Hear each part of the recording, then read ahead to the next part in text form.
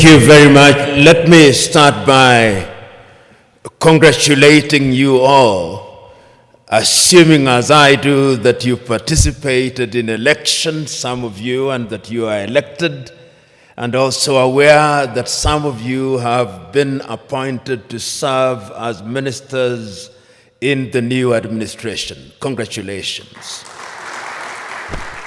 And also permit me to thank the Office of the Prime Minister for inviting me to share my thoughts with you on a subject that I think is very important, not only to the federal government of Ethiopia, but to the people of Ethiopia and by extension, the continent of Africa. My presentation has been summarized in writing and will be available for your reference later. Let me start by saying that the subject of Pan-Africanism is one that remains as important today as it was, in my view, many years ago. Those of you who are familiar with the struggle for Pan-Africanism will remember its story, particularly through the activities of Africans in the diaspora. You'll particularly remember that prior to the much more famous meeting held in 1945 in Manchester in the United Kingdom, Africans in the diaspora, particularly in the Caribbean, in Trinidad and Tobago, in Jamaica, were very particular about having connection with the continent of Africa. You'll remember that they had many meetings, and you'll be familiar with some of the names, such as Sylvester Williams from Trinidad and Tobago, such as Marcus Garvey and his call for Africans to go back to the mother continent. And you will also remember African Americans such as W.B.E. Du Bois, who was very active in the process of liberating the African Americans from the clutches of slavery and discrimination, and who also played a very critical part in the struggle for decolonization, culminating in the 1945 meeting, which for the first time was attended by Africans who later played a critical role in the struggle for decolonization. Of course, Ethiopia does stand out to the extent that it was never successfully colonized. There was limited occupation, and you are familiar with that history. Therefore, it is not mine to educate you on your own history, but you are familiar with it.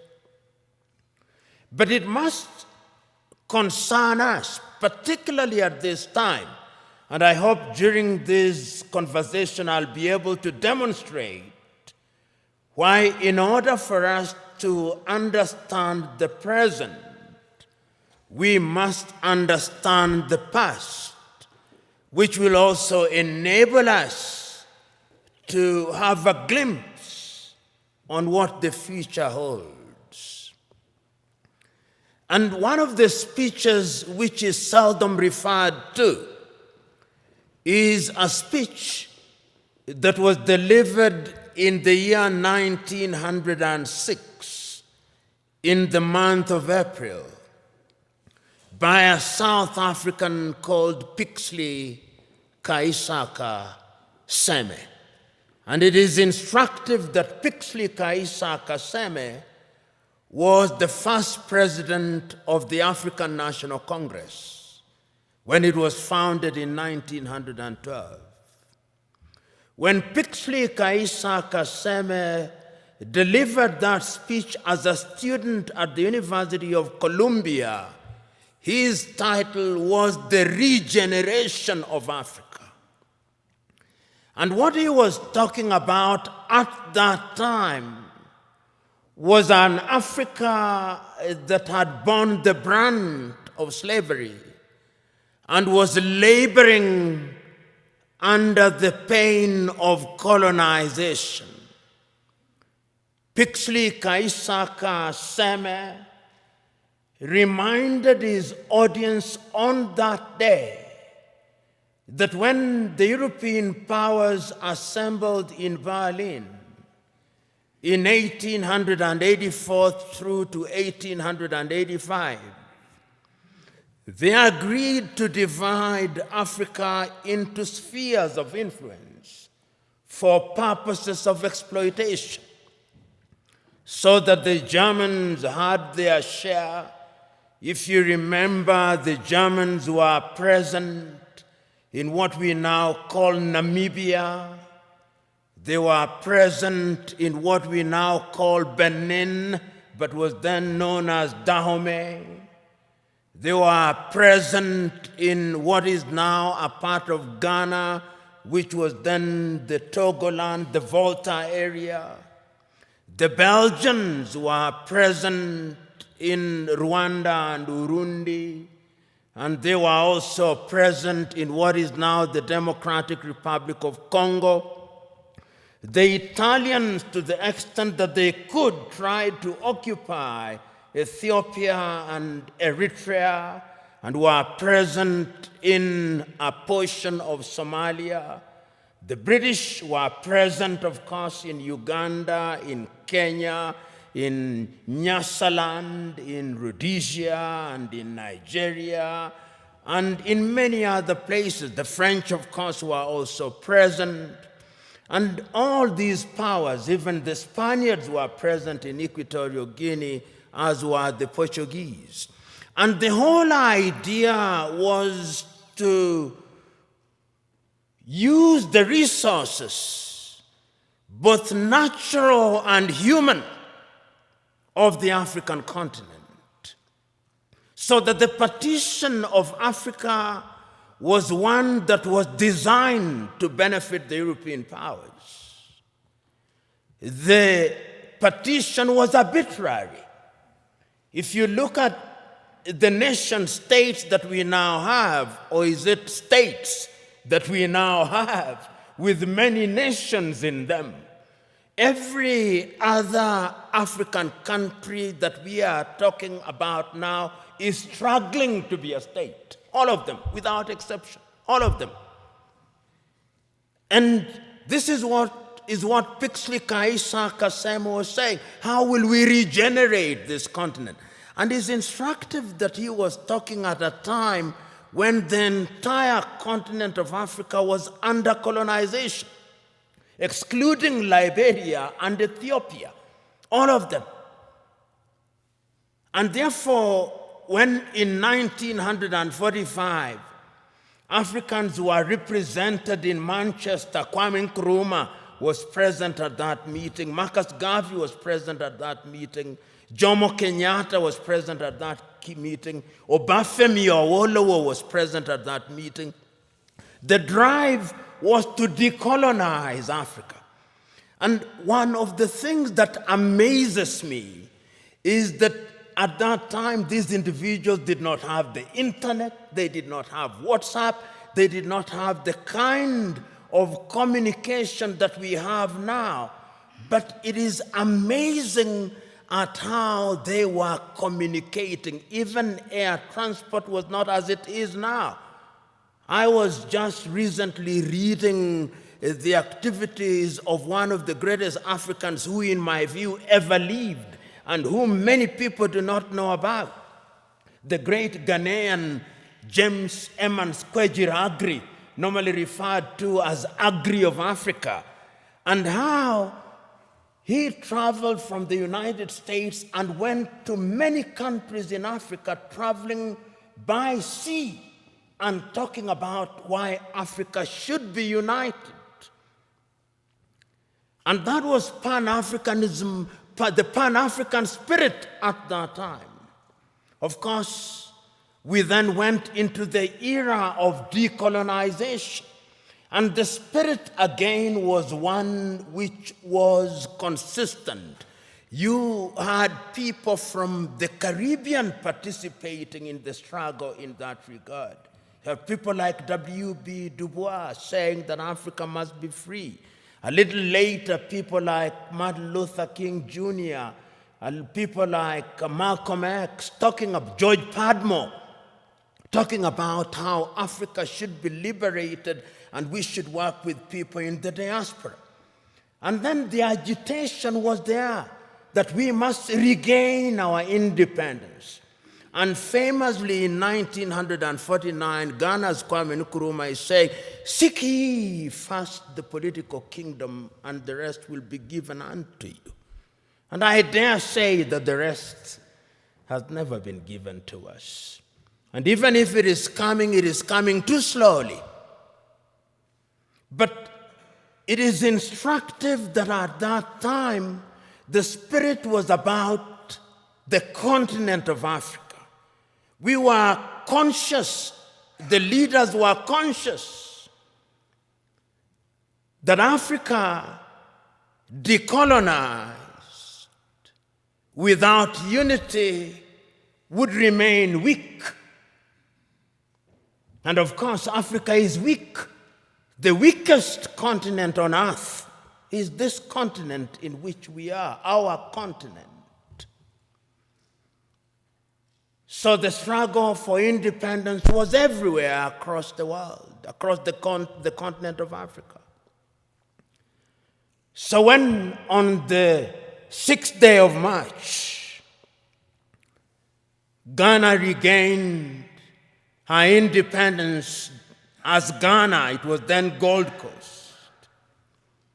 I think the most eloquent and the most passionate warrior for Pan-Africanism was Nkrumah. He said on that day, and again later, that the independence of Ghana means nothing if the rest of Africa is not free. And he meant it. Because when Ghana regained independence in 1957, 1 year later, Guinea regained her independence. A year later, the French Sudan, or what we now call Mali, regained her independence. They signed a pact to create what they call the African Union. They thought at that time that that would be Africa in her embryonic days. And they invited Patrice Emery Lumumba in 1961, but of course Emery Lumumba was then assassinated in the month of January 1961. And he warned. This is one of the things that always stands out in my mind. That Nkrumah, of all leaders at that time, was able to see that if we were not united, we would go nowhere.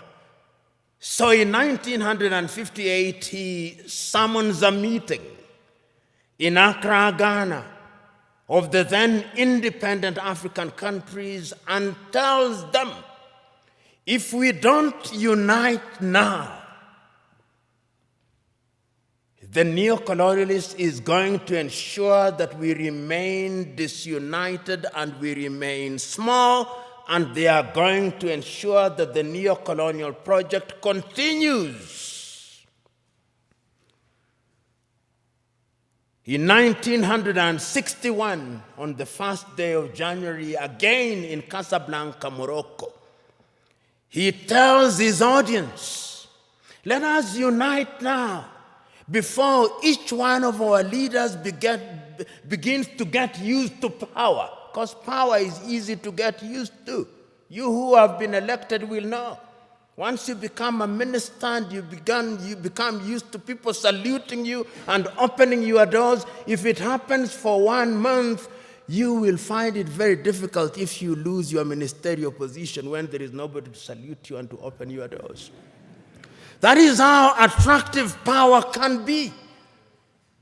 And he warned the people then.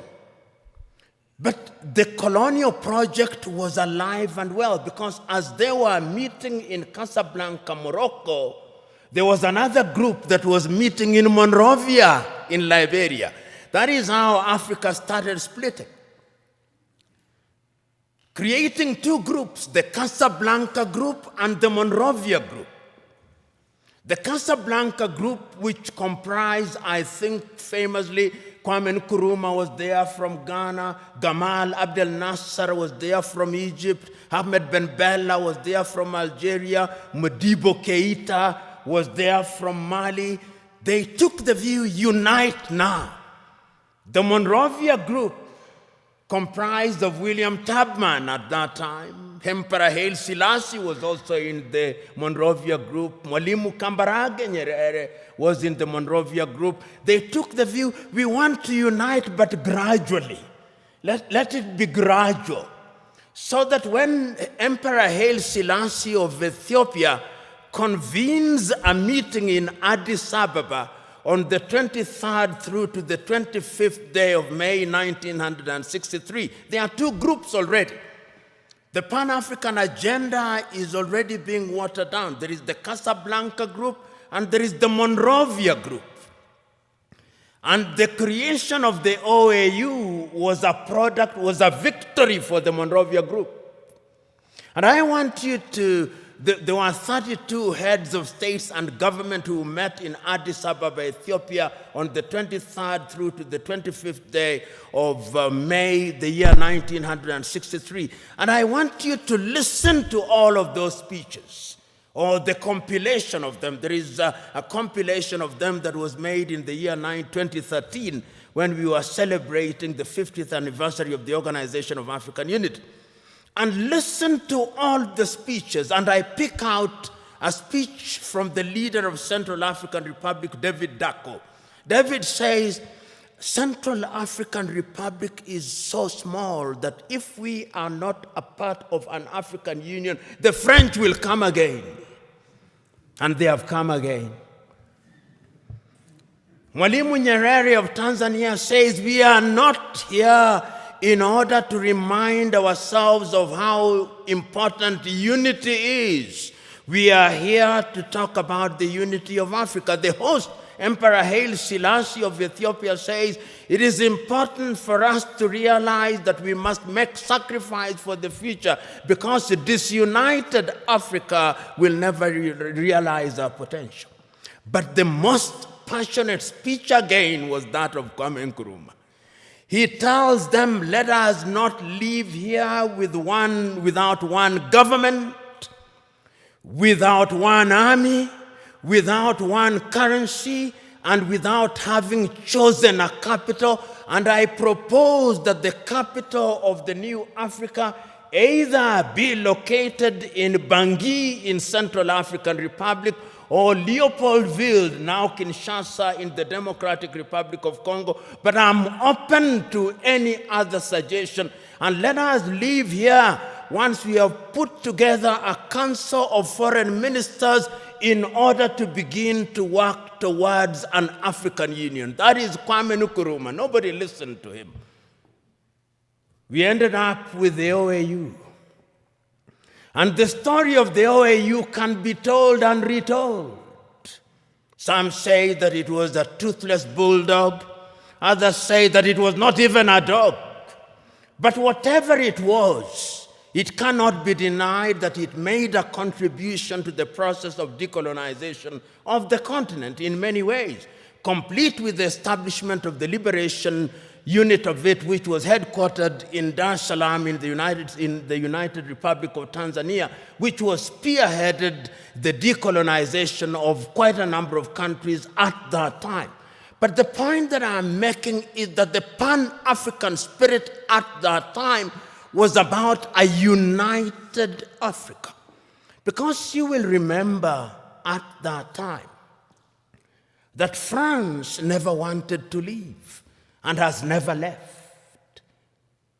It is always instructive that when the French left, they formed an organization called Organization for French-Speaking Countries.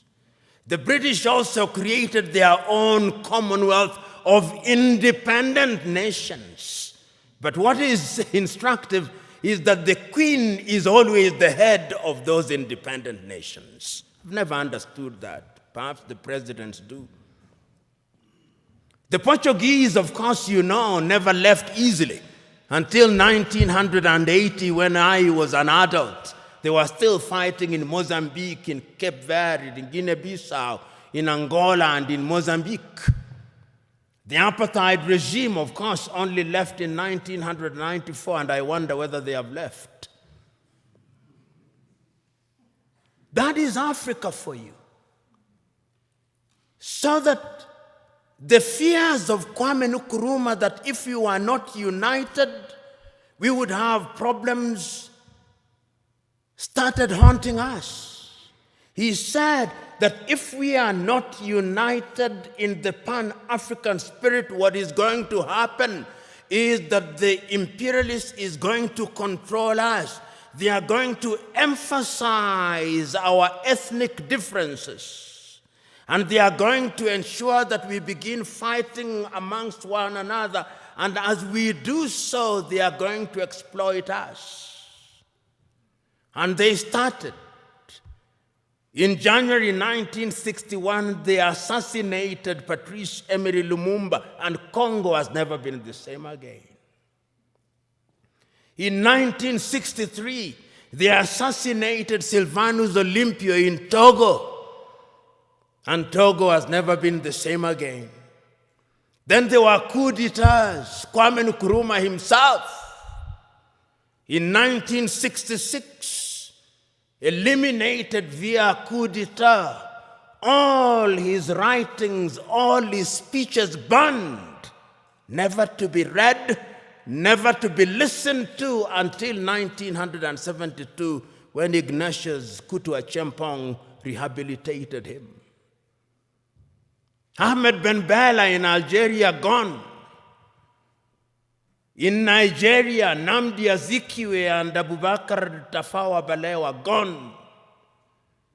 In Mali, Modibo Keita, gone. In Chad, everywhere, coup d'etats. Here in Ethiopia, 1974, if I'm not wrong, coup d'etat and the emergence of the Derg regime. In East Africa, Uganda, coup d'etat, mutinies in Kenya, Uganda, Tanzania in 1971. All orchestrated because we were disunited and we were weak. The predictions of our forefathers and founding mothers that disunited we would remain weak came true. That is the history of it. So that today, when we talk about the African continent and we talk about Pan-Africanism, we must understand it in the context of that history. And you will remember that it is not as if Africa never realized or never recognized that our weakness would be in our disunity. We did. We did. Because regionally we were trying to integrate. We were in the East African community, we were creating the East African community. In South Africa, we were creating SADC. In West Africa, we were creating ECOWAS. In Central Africa, we were creating the Organization of Central African Communities. In the North, we were creating the Maghreb. Even in this region, we were converting IGAD into something in the nature of an economic community. We were creating COMESA. We were aware that Africa could only operate and operate meaningfully if we were integrated. We are not trading with one another. Intra-African trade is not anything beyond 15%, the lowest anywhere in the world. If you look at all our sectors and look at them, look at our agriculture, almost all African countries are net food importers. There is not a single African country that is in meaningful technology. Not a single African country produces a mobile phone. Yet the single most important ingredient in mobile telephony is to be found in the Democratic Republic of Congo. Not a single African country produces a car other than assembling completely knocked down kits. There is no meaningful production of pharmaceutical products in Africa. And if there was any doubt, COVID exposed it. All African countries, the 55 of them, are waiting to either receive Sinovac from China, Sputnik from Russia, AstraZeneca, Johnson or Moderna. And we don't even know what they are because our bureaus of standardization don't know. If you ask the Ethiopian Bureau of Standards what they are asking us to be injected with, they do not know. They just believe it is a vaccine because the Americans have said so or because the Chinese have said so. Africa is weak. So that even this magnificent edifice, I suspect, has not been erected by Ethiopian engineers. When I see the signage in Chinese, I suspect it is the Chinese. That is how weak we are. That is the reality of our mother continent. It is because we are politically weak, we are economically weak, socially we are disorganized, culturally and spiritually we are confused. That is the continent in which we are today. And the question, therefore, what would we do continentally in terms of trade? In 1980, under the Lagos Plan of Action, and some of you have been ambassadors, some of you are now serving cabinet ministers, you will grapple with this on a daily basis. Under the Lagos Plan of Action, Africa sat down in Lagos and said, we are going to improve trade amongst ourselves. 1980, Lagos Plan of Action. Did we do it? No, we did not do it. We did not do it because the European Union was instead engaging us under the African Caribbean, the Lomé Convention of 1975, or the Cotonou Convention of 2000. Africa remains the only continent which is described as Anglophone. So in Kenya or Uganda, where possibly only 20% speak the English language, we are Anglophone. In French, former French colonies, they are Francophone. In former Portuguese colonies, they are Lusophone. In some Arab countries, they are Arabophone. That is who we are. So, when the OAU met in 2013, they asked the question, what happened to the Pan-African spirit? And when, therefore, they met in Sirte, in Libya, under the tutelage at that time of Muammar al-Gaddafi, it was resolved in 1999 that the OAU be renamed and be referred to as the African Union, and it was launched, as you know, in Durban, South Africa in the year 2000. But one of the most important things in the 2013 was the speech of the then chairman of the OAU Council, Nkosazana Dlamini Zuma, here in Addis Ababa in Ethiopia. And I want you to read that letter, which I'll paraphrase, in which she writes an imaginary letter to Kwame Nkrumah. He tells and apologizes to Kwame, telling Kwame, we apologize to you because we did not listen to you.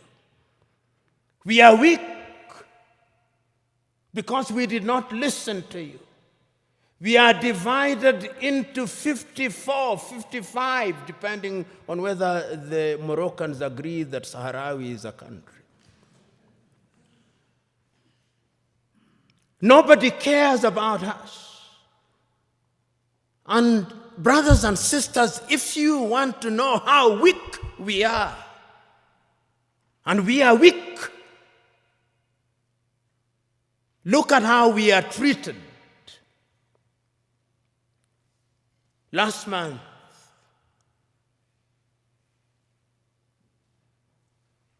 the world met in New York. The General Assembly. When African heads of states and government are speaking, the hall is empty. Nobody bothers because they are saying nothing. And even if they are saying something, it is something that can be ignored. Compare when an African head of state and government is speaking and when the Prime Minister of Little Israel is speaking. They will listen because we are weak and disunited.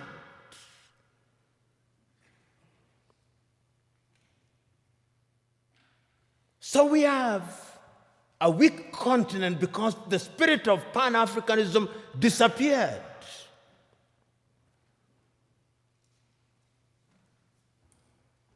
So the question that we can ask, what is the state of Pan-Africanism as we speak today? The African Union, which is weak, says the right things and does the wrong things 9 out of 10 times.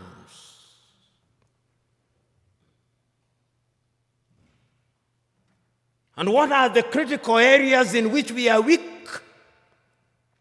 We are weak politically because nobody listens to us. On the 3rd day of March, 1900, on the 6th day of March, 1997,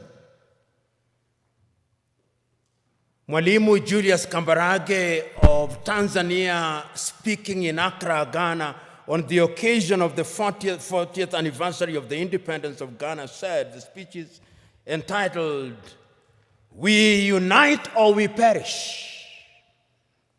And Mwalimu says, I want to apologize to Kwame Nkrumah. Those of us who believed in gradualism were wrong. Nkrumah was right. But Nkrumah also did not appreciate the level of suspicion that existed amongst the leaders at that time. Our generation, he says, fought for the liberation of Africa It is the duty of the new generation to carry the torch forward, he says in his plea.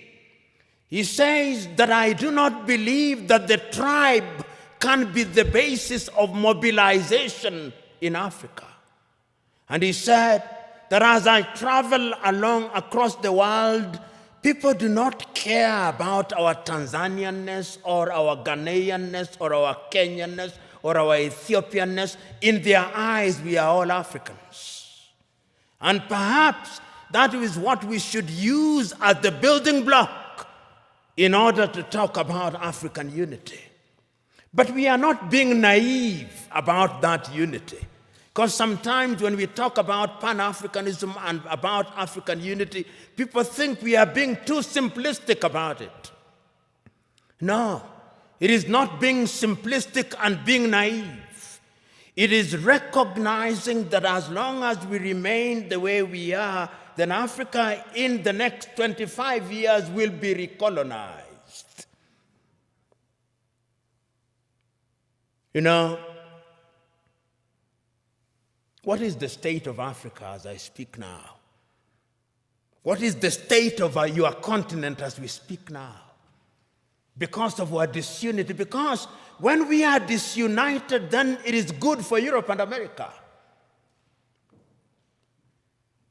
And China progressively. Look at the state of your continent as I speak.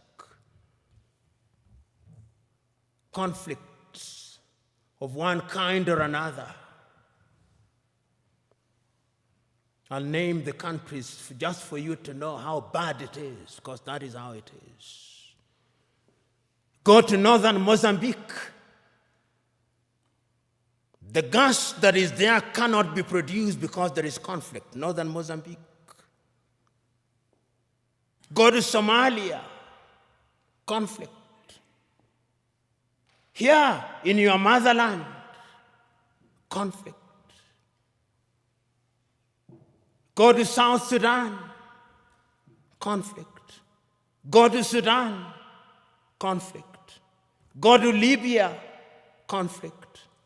Go to Central African Republic, conflict. Go to the Democratic Republic of Congo, conflict. Go to Burkina Faso, conflict. Go to Mali, conflict. Go to Chad, conflict. Go to Niger, conflict. Go to Cameroon, conflict. Go to Nigeria, conflict. Do I go on? That is the state of the continent. So that even when we talk about intercontinental trade, you tell me, can you drive from Addis Ababa to Dakar in Senegal?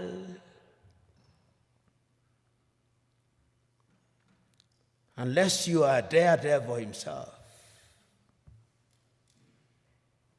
Which group will not kidnap or ambush you? That is the state of the continent because we are weak and disunited. I fly from Nairobi, Kenya for 1.5 hours. I come from the shilling zone. I go into the birr. 33 currencies in Africa. 33 currencies. None of which is used to conclude transactions anywhere. I come to Addis Ababa, Ethiopia, and I show my shilling. They say, what is this? But let me show the dollar. Oh, this is it. Let me show the euro. This is it. 80% of transactions in Africa are concluded outside of the continent in dollars. So you may have the Central Bank or the Federal Bank of Ethiopia, or Mickey Mouse. You may have the Central Bank of Kenya, Mickey Mouse. You may have all these 54 central banks useless. Because we are not playing in the real league, we are playing in the small league. That is why when the Chinese president summons all our presidents, and they summon them, the letters may be polite, but it's summons. They go to Beijing, tails between their legs, and they are told. Then the Chinese president gives Africa $60 billion. $60 billion. What is $60 billion? George Bezos has more than that given to a whole continent. That is the state of the continent. So as you have the honor and privilege of serving in the government of Ethiopia, and as you think about integration, that is the continent in which you are now weak. 2 weeks ago, I watched in great pain on television in Bamako, Mali, young Malians celebrating in the streets that the government of Mali had entered into successful or possible successful negotiation with Wagner, which is a Russian mercenary group, to replace the French. And they are saying how beautiful it is now. And I said, a slave celebrating the departure of one slave master and the arrival of another slave master. That is the state in which we are. I watched a woman from Nigeria who had been rescued from the Mediterranean around Lampedusa saying, I will not go back to Africa.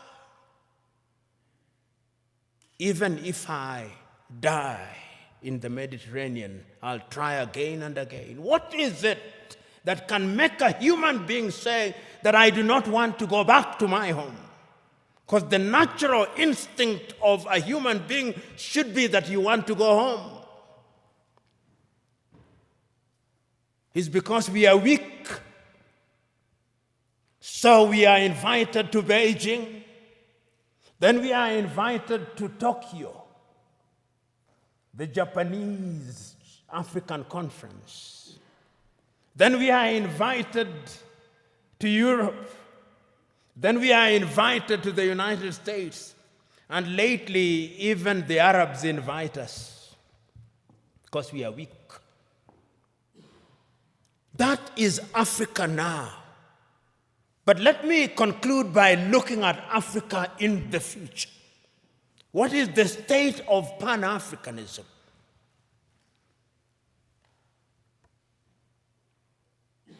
Africa finds herself in a very difficult situation. What Nkrumah feared. Today, many African leaders have gotten used to the trappings of power. And those who speak about power, right? Power corrupts, and absolute power corrupts absolutely. I remember in 1997, I think, I may be wrong about the year, 1995, I think, I was serving as an intern at the Mwalimu Julius Nyerere Foundation in Dar es Salaam. And I had the privilege and honor of driving with Mwalimu Nyerere in Dar es Salaam. And he had only one guard and a driver. And he stopped at the few traffic lights and only moved when the traffic lights moved. And I asked him, Mwalimu, how did you leave power? He said, when I said I wanted to leave office, there was no shortage of people telling me, don't leave us as orphans. It is very rare to find those in positions of leadership in Africa today who would willingly leave office. Power in Africa is now sought by hook and crook and retained by hook and crook. Because the trappings of power are good. And permit me, when I am gone, even if I irritate you, in fact, perhaps my intention is to irritate you, so that you reflect upon what I'm going to say. And this is a personal thing. I'll give you an example. When I was appointed as the director of the Anti-Corruption Commission, I drove in the morning in my car with my driver. In the evening when I was leaving, there were 3 cars.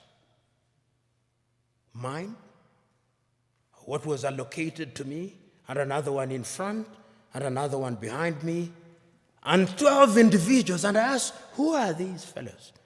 He said, these are your security. I said, I don't need my security. I don't need 2 cars, I only need 1 car. Because this thing you call security, this is spectacle. And throughout the period that I served, I had only 1 security and 1 car. And I say this because it is in the nature of power to make you use the things that you don't need. And once you get used to them, then without them, you feel empty and lonely. And you will find them. You'll be told, and many of you will love them. They are good. When doors are opened for you, they are good. When you occupy front seats, it is good. When you are addressed, Your Excellency, it is good. When you eat the best food, it is good. When you have security, it is good. But it can also dehumanize you. It can also monsterize you. I am asking you today that part of the problem of Africa is that we found human beings and we monsterize them. Writing in 1983, Nigeria's Chinua Achebe writes in a book which I commend to you, The Trouble with Nigeria, which could as well be the trouble with Africa. He says, the trouble with Nigeria is simply and squarely a problem of leadership.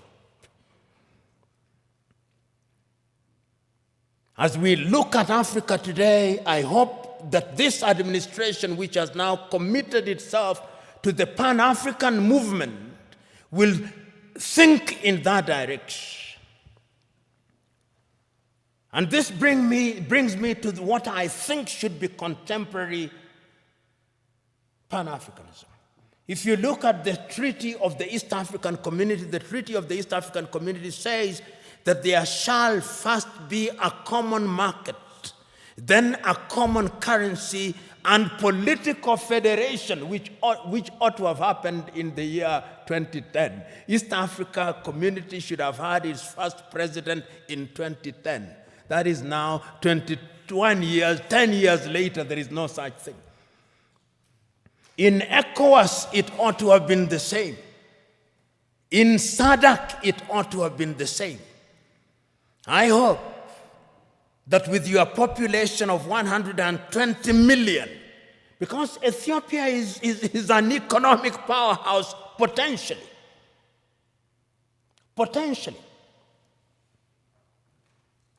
You know, Pan-Africanism, the new Pan-Africanism must have an economic component of it.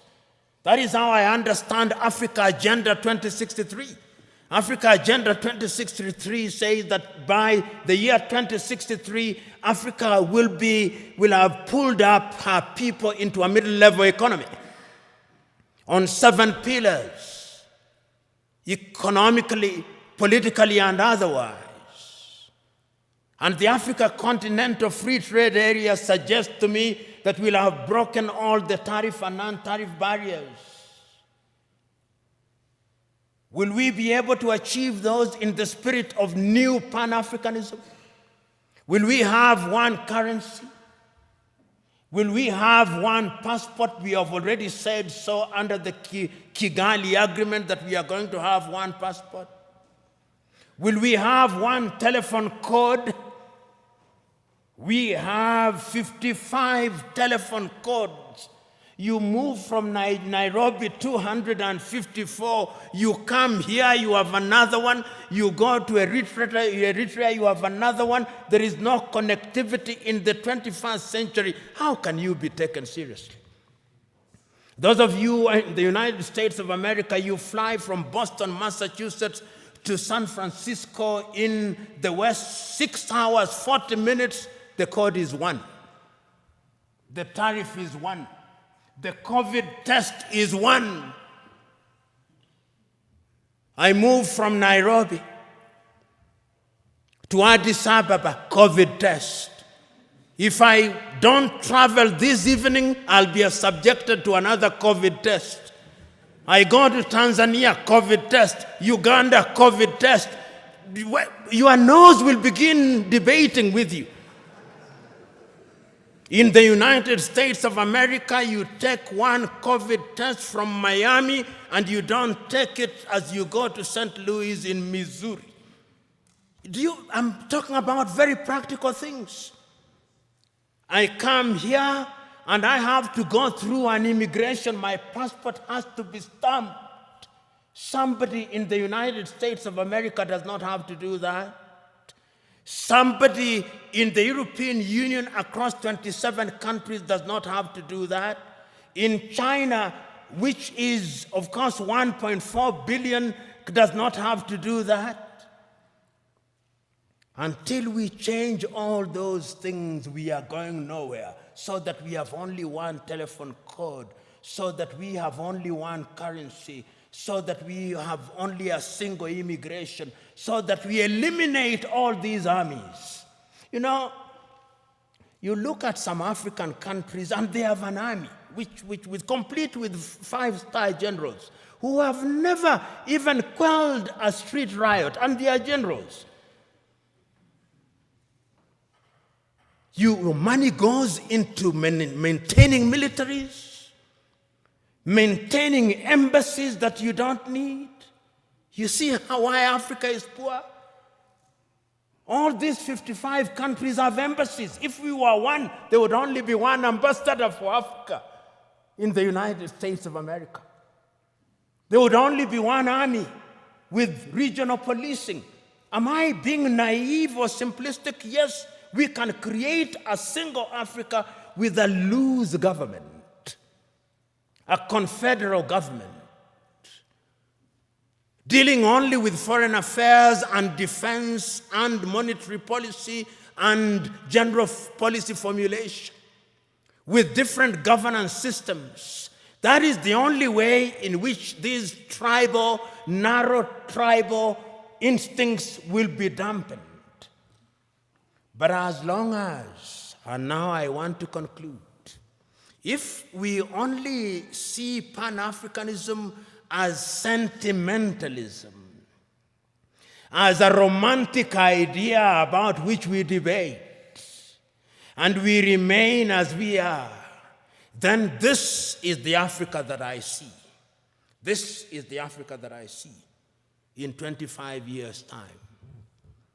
Many Africans, either legally or otherwise, will break into different autonomous countries. Many of them. We'll have more than 100 countries in Africa, each claiming self-determination, and is already beginning to happen. Because we will be looking at narrow ethnic agenda as the only way of defining our affairs. Ethiopia will break down. Kenya will break down, Nigeria will break down, South Africa will break down, and look at South Africa. Only last week, The whites in Western Cape in South Africa have delivered a petition to the government in Pretoria saying they want to create their own country. The Democratic Republic of Congo will break down. Libya will break down. The only way in which we can immunize ourselves against all those things is to create a Pan-African nation which allows for self-determination within the nation. And we must redefine terms such as self-determination. Self-determination must mean the ability of a people within a bigger unit to enjoy their culture, to enjoy their tradition, to speak their language. They do it on a smaller scale in Switzerland, those of you who are familiar with Switzerland. And we de-emphasize the presidency, we de-emphasize the prime minister's office. Pixley Kaisa Kaseme said, and I conclude with him, Africa is diverse. Some people say that because of our diversity, she cannot unite. She can. Because unity in diversity is possible if we understand what human beings need. In the nature of things, human beings need security. In the nature of things, human beings need food. Human beings need medical services. They need infrastructure. If you have a government that allows that, he said, then it reminds me of the piano. If you press the black button of the piano, it produces some sound. If you press the white one, it produces some sound. But if you press both the black and the white, it produces melodious music. And I think that the new Pan-Africanism must look to that. And you who have the honor and privilege of thinking and working in government, it is your duty to start that journey. It is not going to be easy, but it is an intergenerational journey. Play your part, for it can be done, and it must be done.